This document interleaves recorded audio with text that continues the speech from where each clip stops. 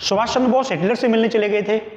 Germany Hitler से मिलने चले गए और हिटलर से जाके कहा कि तुम हमारी क्या मदद कर सकते हो। हिटलर के बारे में लोग कहते हैं कि हिटलर बहुत बुरा आदमी है, उसने यहूदियों को मार दिया।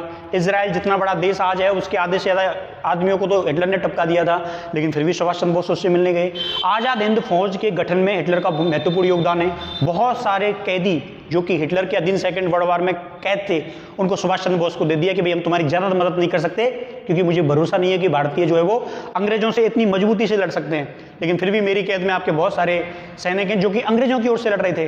अंग्रेजों की ओर से भारत के बहुत सारे लोग लड़े। आप लोग सोचो, जिस देश के हम गुलाम थे उसी की ओर से भारत के बहुत सारे सैनिक लड़ रहे थे और बहुत सारे राजा लड़ रहे थे। यहाँ से इंडिया, राजस्थान से, पूरे देश भर से राजा जो है वो लड़ने गए अंग्रेजों के पक्ष में, द्वितीय विश्व युद्ध में लड़े। इधर जापान की तरफ लड़ रहे थे कुछ तो फिर भी हिटलर ने मदद की, उनको छोड़ा। आजाद हिंद फौज की स्थापना हुई।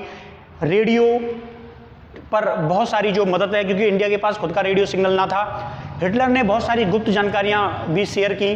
तो इसके अलावा सुभाष चंद्र बोस जो है वो जापान आए, जापान से सहयोग प्राप्त करना चाहते थे। उन्हें हिटलर से इतनी उम्मीद थी उतनी ना मिली, लेकिन फिर भी हिटलर ने सपोर्ट किया इंडिया को। जितना भी किया 10% 20%, ना करने से बेहतर है कुछ तो सपोर्ट किया। तो सुभाष चंद्र बोस ये बात भी कहते हैं कि मैंने हिटलर की मदद जो है वो भारत के स्वतंत्रता संग्राम को और ज़्यादा तेज धार देने के लिए की थी। क्या ही दिक्कत है, जब हमारा देश किसी का गुलाम है तो हम किसी की मदद लें, दुनिया को क्या ही फर्क पड़ता है। हमें हमारा देश आज़ाद चाहिए था। तभी सुभाष चंद्र बोस हिटलर से मुलाकात करते हैं।